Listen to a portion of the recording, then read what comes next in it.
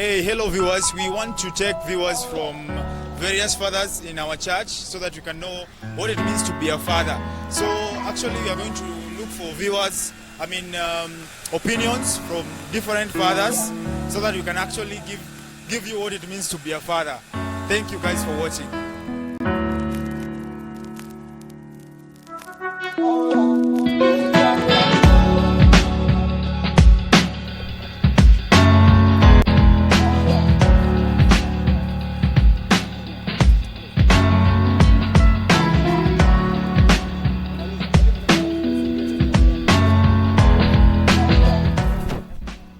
Oh yeah, hello guys, we are having the father of the house in the building here. Now we want to know, he's the father of the church. So we want to know what it takes to be a father of the church and the congregation. So he doesn't need introduction. He's Bishop Edward Mushiri. We can add doctor in the title. He has many titles. Guys, we cannot even finish them in this. So my first question will be how do you feel? What is your experience of being the father of the house, of the church, of the congregation? Thank you very much. Happy Father's Day. One of the experience that I have as a father of the house is humility. You know, to be a leader, to have a voice, and to make people follow what the senior father, our God, says.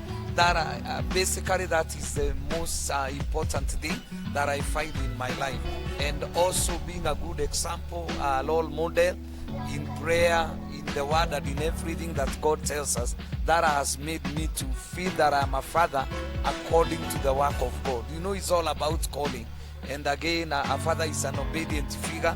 I obeyed God, and then I brought this word to every father here and all the others, and they also obeyed. That's what basically I can say. What makes you what makes you proud of being the father of this church, Victor's Faith Church? What makes me to be proud is when you read people and they are able to follow and hear what God is saying. That is my best pride. And also to see them prosper, seeing them flourish. That is my best joy. Okay, how do you balance being a father at home and being a father in church? How do you actually strike the balance between being a father at home? Because I know it's a difficult thing. Yeah, in the beginning it was difficult to be able to have the role. Sometimes in the early ministry, most of the time it was more consuming in the church, prayer and everything. But as I have continued, I have grown to know that I need to balance. So what I do is that I have set up time to be in the church, to be the pastor, share the word, and even when there is maybe areas that you need to address, I address them differently in the church. But also in the home, as a married man, my wife calls me a husband, the children calls me a daddy, and there those roles are different to show your wife the love. You know, in the Bible there is agape love. So for the church is agape love, phileo. But also in the home now is what we call the in-laws. The in-laws is that romantic love, you know. So I'm also romantic because I'm human to my wife, and also to my children. I love them as a father, and I cater for them, I provide for them. So I'm good on that. So when growing up, what can you remember about your father while growing up? That's a hard one. My generation, my father is... I grew up knowing that men are tough. Under tough discipline. Being caned. You know, you could not speak when your father is speaking. So it's tough. Yes, he provided everything that we needed that time. But discipline, toughness, shutting up when he's speaking, that's all I can remember about my dad. Okay, you know, in Africa, it is very hard to tell your father, I love you. So you personally, do you think it's being weak when you tell your father, I love you? It is very hard because generally, truthfully speaking, there is no day that my father told me, I love you, my son. maybe you use other means, maybe to provide to take me to school, and then agesema hiyo soma mistari. When I have provided for that is enough. But the word love, so it has become hard to train myself to tell my sons and my daughters, even the wife that I love, even I told my wife, the first day I told you I love you is enough. I don't have to keep telling you. So it has been hard, but we are measuring up. But it goes with the generation. So the generation here now may be love. And also the word love means a lot. So we were taught when you talk about love, is all about romantic. So you would better do things and let people ajijazie tunawapenda. Okay, the last question. Right now, which book are you reading, or whatever are you looking at this moment, so that you can actually encourage other fathers on the who are watching right now? Actually, I have a very interesting book. I am carrying it in the car. It talks about the difference between men and women, what men think and what women think. And it has been teaching me a lot. You know, the way women view things is very different totally from what men view things. When a woman speaks a word, you need to, to demystify, to go and exegesis. You have to dig it deeper to know what they really mean. Because for a statement for a woman, it carries many different things. But for men, it is plain. When a man says, I love you, he means I provide for you. You have all the security. But when a woman says, I love you, I have come to discover it is more than that. When a woman talks about love, he talks about the father of the children. He talks about security. He talks about, taking care of her holistically. So we have to understand the language of man, I have understood, is so plain, but the language of a woman is so detailed. So whenever a woman speaks, listen to him, lead in between the line. That's what I can tell our fathers today. Okay, last question. Yes. What can you what makes you proud of your son or your children or any other person who is under you? What makes you proud of them? What makes me to be proud of them is because I am a role model, and my sons, my daughter tell me, Daddy will copy you. Therefore, they have seen things in me that I have set an example, and I have also learned these things. It is not what you tell your family. Actually, it is more of behavior and the way you present yourself to them. So what I would want to tell the fathers is this. Yes, it is not about words. It is more about action, because actions speak louder than words. So when you behave well, even before you say a word, they will have already filled the gap. That's what I would want to challenge every father, every man, that before you speak, that you love people. What have you done to them? That they can confirm the words that you're speaking about love. That's what I can tell the fathers. Thank you so much. Oh, guys, action speaks louder than words. That's my closing statement. Thank you so much. Today I have Mr. Julius Makana here. I want to ask him about being a father. So he will tell us more what it means to be a father. So, Mr. Julius, I want to ask you one question. What makes you enjoy fatherhood? What makes me enjoy fatherhood is that fatherhood, actually, it was initiated by God. So mimi nafurahia being a father because I've brought a generation on earth, and actually I'm continuing the work that God had begun in the Garden of Eden. Okay, now I want you to be very honest. Speaking about this, what is the challenges of being a father? What is one of the challenges of being a father? Being a father, it comes with the responsibilities. And if at all you are not ready to carry these responsibilities, it will be a challenge. Because for you to be called a father, you must provide, you must protect, and you must love. And if you cannot provide this, definitely it becomes a problem. So to us as fathers, I know there are so many challenges, especially when it comes to provision. But because God is the one who gives us the strength, we are able to bear with it and move on as long as we are still alive. Okay, now this one. When you were young and you're growing up, what was one thing that you're looking up to your father? When you were young and then you're growing up, one thing you can mention about your father while growing up. One thing that I can mention up is that my father used to be very educative. He used to tell me that for me to be called a father, there are some things I ought to be doing so that I can fulfill the responsibility of fatherhood. So one thing that I can say is that he was so much educative. He wanted me to be a responsible father in future, just the same way I am today. So I'm proud of him because he taught me how to be a father, how to love my children, how to provide, how to care for them, and do everything that a father is supposed to do in a home.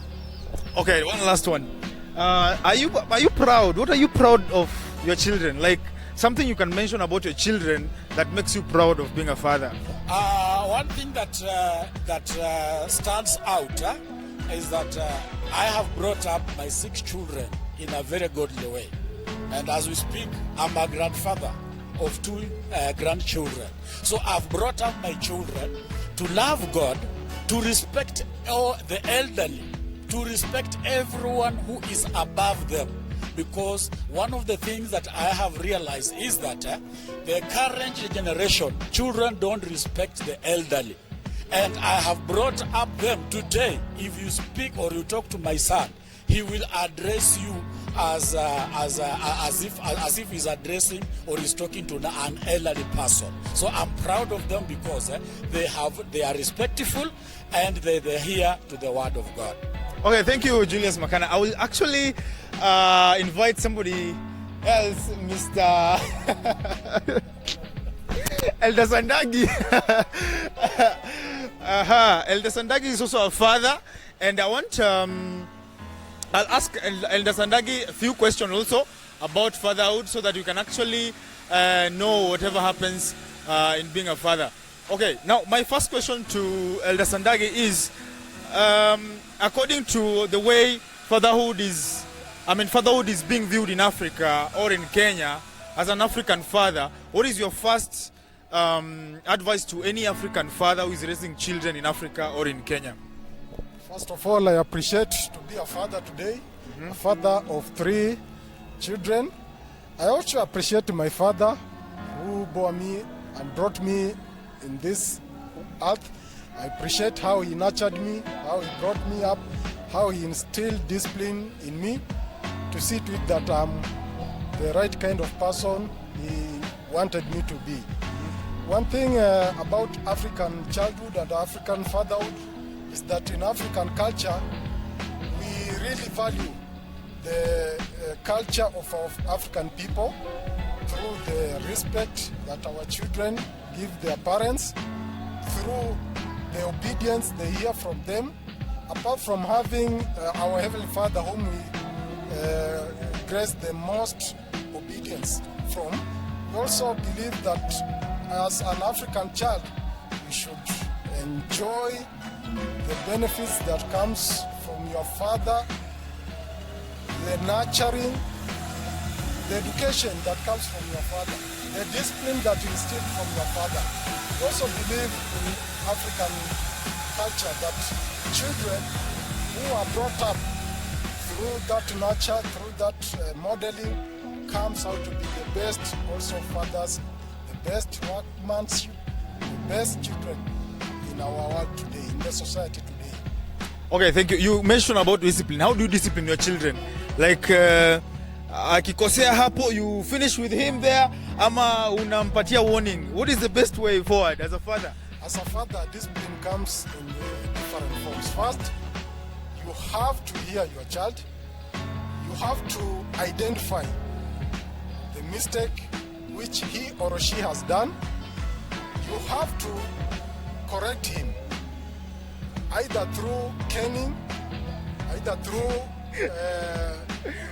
talking to him or her, correcting him, and also nurturing him in the sense that he should also understand that you are correcting him in a good way, in a lovely way.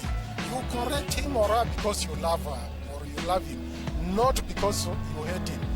We as parents hate the mistakes, not the children themselves. We hate the things that they do bad, which might even affect their future, their lifestyle, their relationship with others. That's why we put them to the desk and correct them, talk to them, and also nurture them in a godly way, because we have been mandated by God to nurture our children, to correct our children, to bring children in the right way as God has purposed. Okay, one last question. I want you to talk about your father. When you were growing up, what do you remember about your father? Which like that memory you remember so much clear about your father? What do you remember so much about your father when you were growing up? No joke. A very disciplined person. Yes. Who, being disciplined himself, he instilled the same discipline in us. That's why we grew up in the fear of the Lord. We grew up in respect. We respect the elderly. We respect not only him as a father, any person who was of age, we could pay respect to him or her because of what our father did to us, of him instilling discipline in us and instilling discipline the right way, correcting us, showing us our mistakes, and deterring any further mistakes from us in the near future. Okay, thank you sana Eldesandagi. I will want to invite another father into this interesting interview, and that is Mr. Chairman Macharia. Ni nini ulikuwa unakumbuka sana juu ya baba yako ulipokuwa kijana, uko shuleni ama wapi? Ni nini sana ulikuwa unakumbuka juu ya baba yako? Asante sana Mr. Emmanuel. Kwanza nataka kuchukua fursa hii nikaweza kuwatakia wazee wote siku yao njema yenye ufanisi. Niseme ya kwamba wakati nilipokuwa mdogo, kuna mambo ambayo nilikuwa nikitazamia kwa baba yangu mzazi, na nilikuwa ninaona ni mzee ambaye alikuwa ana majukumu zaidi. Alikuwa ni mtu wa bidii, alikuwa kila wakati alikuwa yuko serious na malezi. Kwa hivyo hakuna wakati ambapo niliwahi kumuona akiwa ametulia. Yaani kila wakati mawazo yake, nguvu zake zote aliweza kuziweka ama kuzitumia vyema ili akaweza kuleta malezi bora katika jamii, ili akaweza kuprovide chakula cha kila siku, kuhakikisha kwamba tumesoma na kuhakikisha kwamba tumeishi katika maisha ambayo inastahili wengine wote. Okay. Naweza kuuliza swali hii tena juu ya fathers Na wewe kama kuna mtu akona shida kuwa baba, amekimbia, amewacha familia yake, unaweza muambia nini saa hii wakati huu? Unaweza muambia nini? Ile kitu ninataka nikwambia kwamba wewe kama mzee unafaa ujue ya kwamba kuna jukumu ambalo umepewa na Mungu. Na hilo sio lako peke yako, hilo ni jambo lilianzia mbinguni, na kwa hivyo unafaa uwajibike kama mzee. Kuwa na mtu ambaye umemchukua, umemtoa kwa wazazi wake, umekuja umemhifadhi kwako. Unafaa uwe provider kwa kila jambo ambalo unahitaji. Unahitaji kumtoshelesha. Unahitaji kuwa na bidii ya kuhakikisha ya kwamba umemtoshelesha katika mavazi, vyakula, na hata kukaa na amani katika ile nyumba. Ukumbuke ya kwamba ni mtu mzima, unafaa usimame na yeye, umuelewe, ukae na yeye, umjue vyema. Unajua wakati ambapo ana changamoto zake pia, kwa sababu yeye pia ni mwanadamu na ana mambo yake ya utu. Lakini kuna mambo huenda kukawa na utofauti. Unahitaji ujue na umuelewe, umfahamu zaidi. Unajua wakati ambapo yako na hasira ama ana furaha, na wakati amekasirika, uweze kumuelewa kila wakati. Na utakapomfahamu, unaondokea mambo, kwa sababu wakati mwingine changamoto zimeingia katika jamii. Ni wewe usimame vizuri kama mzee. Pia uwe na msimamo wako kama mzee. Unajua ya kwamba wewe ndio umeangaliwa kwa hiyo jamii, ikae vile inavyofaa kukaa. Uweze kuwa na msimamo, kwa sababu itakaposambaratika, sasa lawama lote litakurudia na utakuwa wewe utaitwa failure, kwa sababu ulikosa kuwajibika kama mzazi wa ile boma yako. Kwa hivyo usitoroke jamii yako, usiondokee mke wako, usifunge virago. Unatoroka kwa nini? Wewe ni usimame kidete na jamii yako, uishikilie vizuri. Ile ni jamii ambayo Mungu amekuaminia, na itakuwa ni bora. Na wakati inapoendelea vizuri, jamii inaposimama, hata mataifa wanapoangalia, watakapoona jamii imesimama, wengi watajifundisha na wewe. Hata wale ambapo wanaoinuka, vizazi vipya vinavyoendelea kuinuka, wataendelea kujifundisha na wewe, na itakuwa ni kielelezo kizuri kutoka. Okay. Na nataka kuuliza, ni nini unajivunia kuwa baba? Kwa sababu ndio ukue baba lazima uwe na watoto. Ni nini unajivunia sana kuwa baba?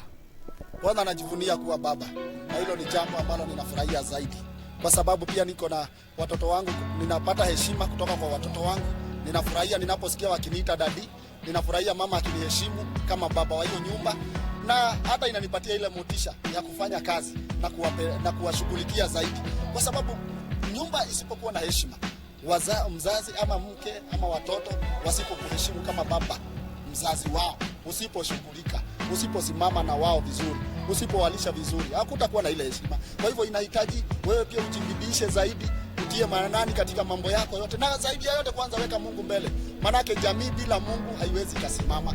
Unahitaji kuwafundisha pia kuwa katika hali ya maombi, kusimama na wao, changamoto zikija ni vizuri kusimama pamoja na wao, na ninakuambia kwamba utakuja kufaulu katika siku za usoni, na hao watoto watakuja kusema kweli tulikuwa na baba wetu aliyetulea na aliyejitahidi zaidi, hakutulia, hakuvumbia, hakupumzika ili kwamba hiyo jamii ikaweza kustahimili. Kwa hivyo ninajivunia kuwa kama baba ambaye anatarajiwa na anatazamiwa na wengi. Swali la mwisho nakuuliza, ni changamoto ipi unaona wababa wanapitia sana?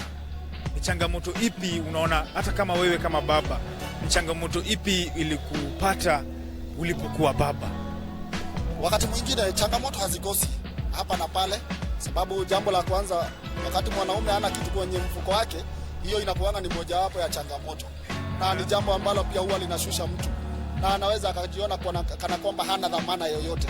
Kwa hivyo kile ambacho ninajua kwamba huwa kinaleta balaa hata katika jamii na inakuwa na kutofahamiana vyema, ni kwa sababu ya ule ukosefu, na hii ni hali ambayo huwa inatokelezea.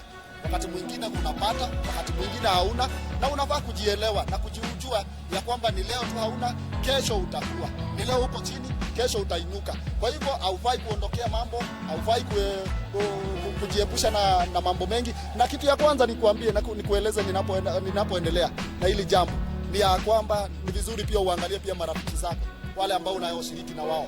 Marafiki zako wakati mwingine unakutana na watu ambao ni wa kukupotosha, marafiki ambao wanakuelekeza mahali ambapo hapafai, katika unywaji, katika raha na ustaarabu mwingine hauna mwelekeo. Unakuta ya kwamba unatumia matumizi yako vibaya, fedha ulikuwa umezipangia, umeziharibu, mambo yako imesabaratika, na unakuta ya kwamba hata jamii na kunakuwa na ile shida.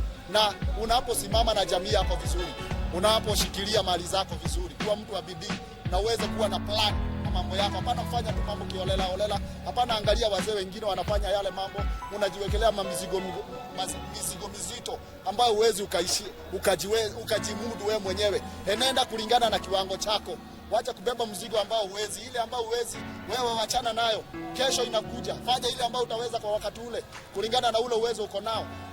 Tumia pesa zako vizuri, zibudget vizuri na mipangilio vyema, na mambo yako itakuwa bora katika siku zako za usoni. Ni vizuri pia kuweka akiba kwa ajili ya siku zako za uzeeni, ili ya kwamba utakapozeeka hautawahi kubaki ukichekwa na wengine wakiuliza wakati wa ujana wako ulipotezea chini. Jamani, tumia uzee wako vyema, hifadhi, weka akiba katika siku zako pia za usoni. Na pia njia moja ya kuweka akiba zako ni kuwekeza kwenye watoto wako katika hali ya elimu. Asante sana Bwana Macharia, na nafurahi sana kwa hiyo interview.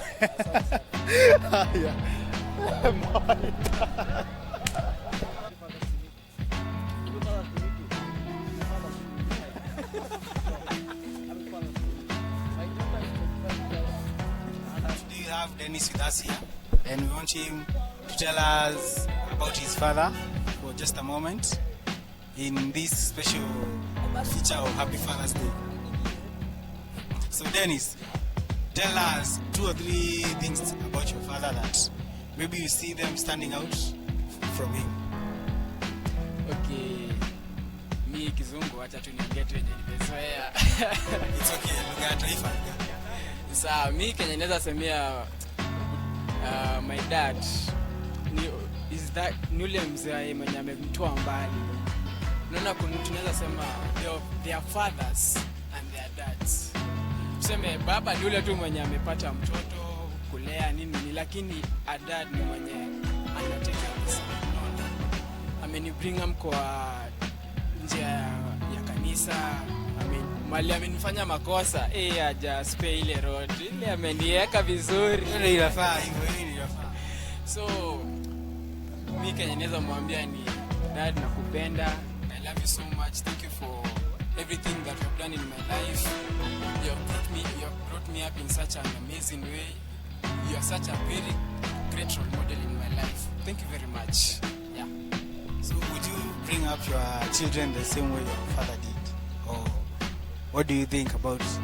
Is there anything you would change once you have a child and you want to bring him or her? 100% like my dad. Badili mi venye niko saizi. Yes, tunaambianga we are not perfect but we are trying to be. Unaona? So there my dad raised me the same way I raise my kids. Yeah. Asante. Okay, I have a young father here. I want him to tell us his name, and we are going to kick off the interview from there. Sablon Mianda Okum. Yeah, from Western Kakamega County. Okay, you're a young father, yes? Yeah, my young father. Father of? I have a wife and one kid. One kid, a father of one kid. So we want to actually know what are the challenges of being a father, a young father. So can you tell us the challenges of being a young father? Kuna challenges mob sana, especially kwamba tumechikuta kwenye hali kama hii wakati hatukutarajia, and kwa sasa pia COVID-19 pia inatusumbua, so lazima ujue kukaa na watoto, kuwa raise chakula nini kuwalea vitu kama hizo. Kwa hiyo kuna challenges but we are trying very hard at least kuenda na hiyo situation pia. Okay, being a young father, do you feel like being a Christian inashusha hadhi yako ama iko vipi? How do you deal with that challenge of actually being humble at the same time and also need to be a strong figure in the family? Nafikiri pia kwa Mkristo ambaye amesimama wima kabisa na anaelewa, lazima ukuwe ready kupikana na vitu kama hizo zikitokea. Ni challenges kweli, lakini tunajaribu, tunaomba Mungu na anatusaidia, tunaepuka vitu kama hizo na tunaendelea. Okay. Now, can you talk about your kids? Because, I mean, you're one kid because that is what makes you a father. What are you proud of huyo mtoto wako wenye uko nao saa hizi? Naona ni mwerefu, alafu pia ni mcheshi. Ya shule pia anashika vitu kiurahisi. Kwa hiyo nafurahia, namuona Mungu akimjalia atakuwa mtoto ambaye atanifurahisha.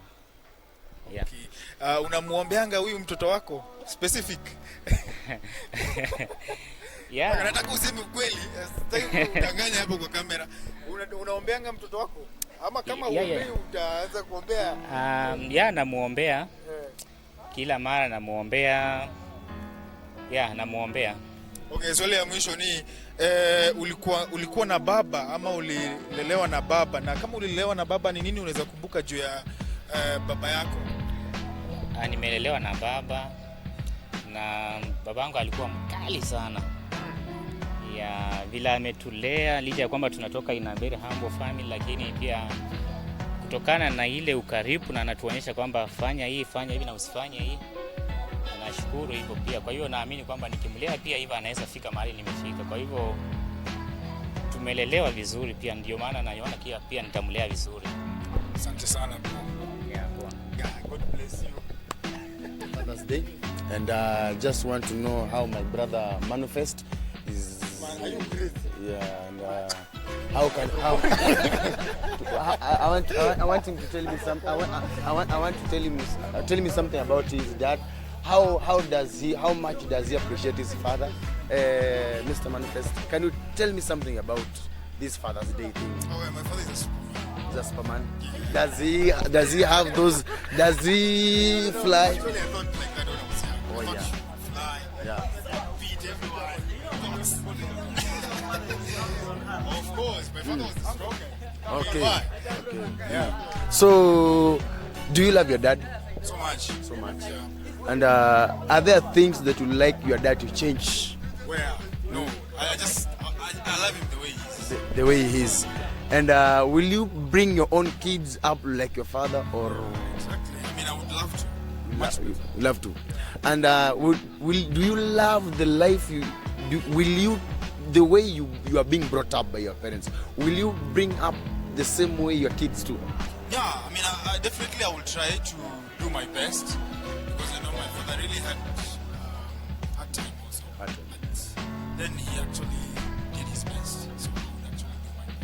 Okay. Now, during this moment of Corona, have you recently talked to your dad, telling how? I know sometimes with technology, does he know what is Corona?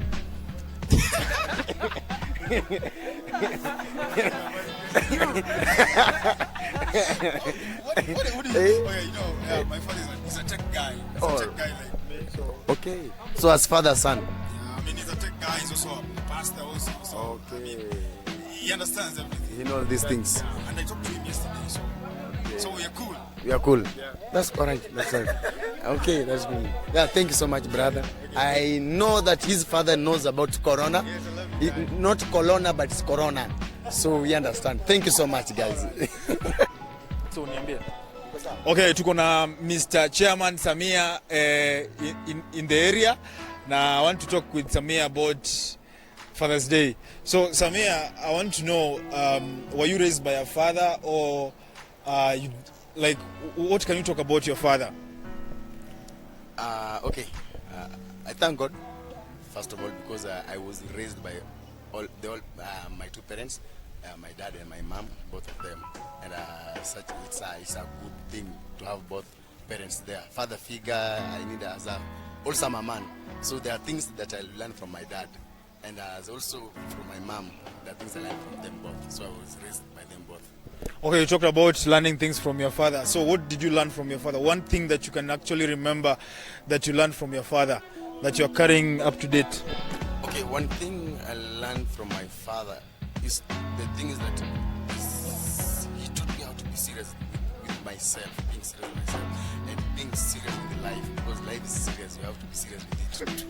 Because there are things there are things you don't need to be negotiate with it. There are things, if you say your no is, he told me your no should be no and your yes should be yes. That's it. Yeah, guys, your no should be no and your yes should be yes. So let me ask you, when you look at your father, the way he is and the way you grew up, would you want to actually change anything in your childhood about your father?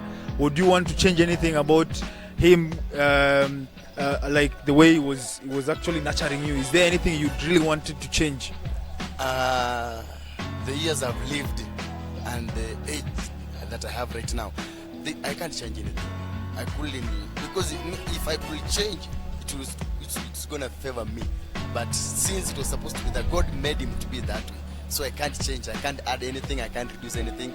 He was just the way he is, in his own perfection way. That's the way he is. So I couldn't change anything. He's just an awesome that way.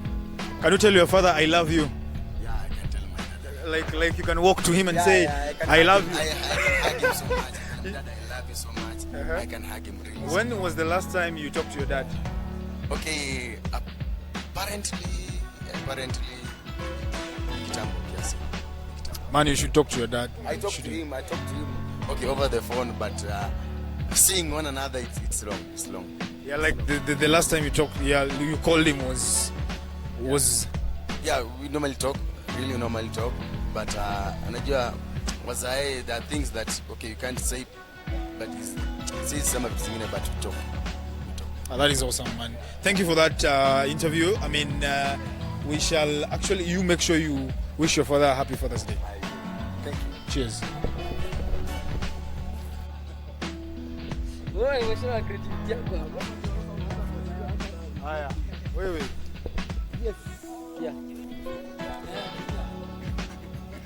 Hey guys, we are having Matendo Blessing here. He wants to talk about Father's Day, and this is a guy who doesn't need introduction, so we're just going to jump right into this discussion. So Matendo Blessing, I want you to talk about your father as you are growing up as a kid. What can you remember about your father? Kitu nazasema kwamba kumhusiana baba yangu ni mtu ambaye nazasema nampenda sana. Kitu cha kwanza nampongeza sana kwa sababu what am I today ni kwa sababu yake vile alinikuza.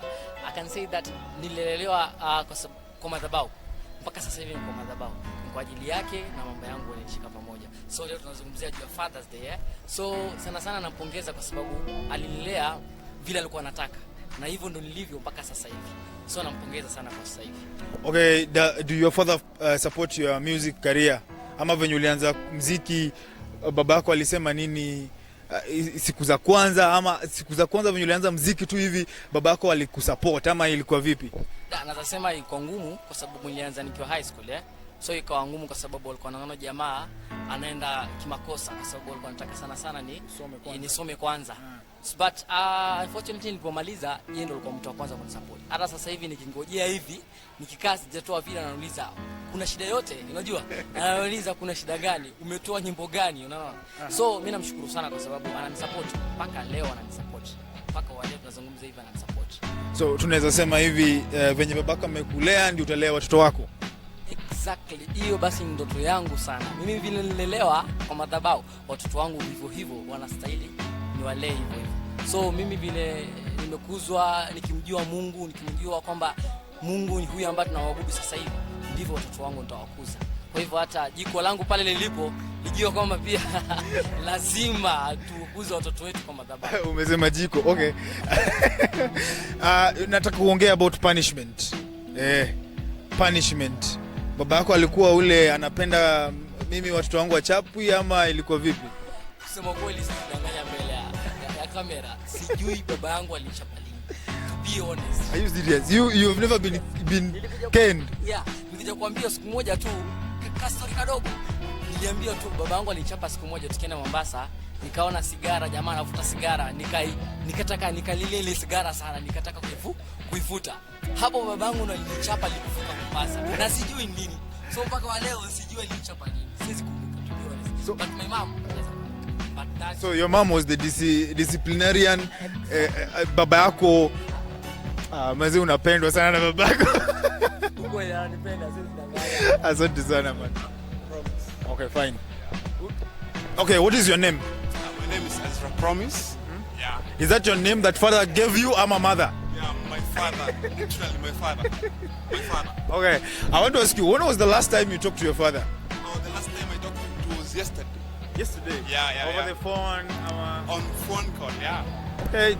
Okay, now, if your father was watching, what can you tell your father? Okay, I can tell my dad that I love him so much because he's the first one remaining among all my parents.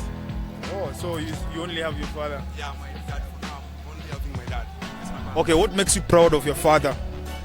What makes me proud is the way he takes things in a courageous way, the encouragement, and that strong part of a father figure. Yeah. So what can you, one thing that you have taken from your father, like you've learned from your father since you're a child until you've grown up, one thing that you're carrying in your heart? To be strong and never give up. To be strong and never give up. Yeah. Okay, thank you so much, Ezra Promise. I enjoyed that conversation, and then wish your father a happy Father's Day. Yeah, thank you. Okay. Unajua mimi by the way also as in kukaa mbele ya kamera tukufanya vitu kama hizi pia. Yeah. So are you ready? I'm ready. Bado kuna ku breathe in ama ku breathe out, you need a session. You need a session of breathing in. Sawa, wewe tupati.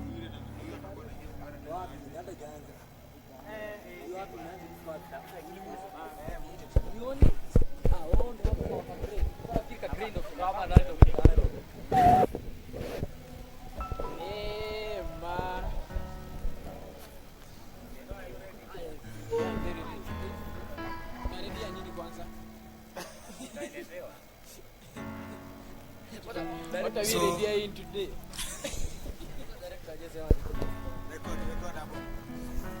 Waanze kuja. Waambie mzae tutakata shehe.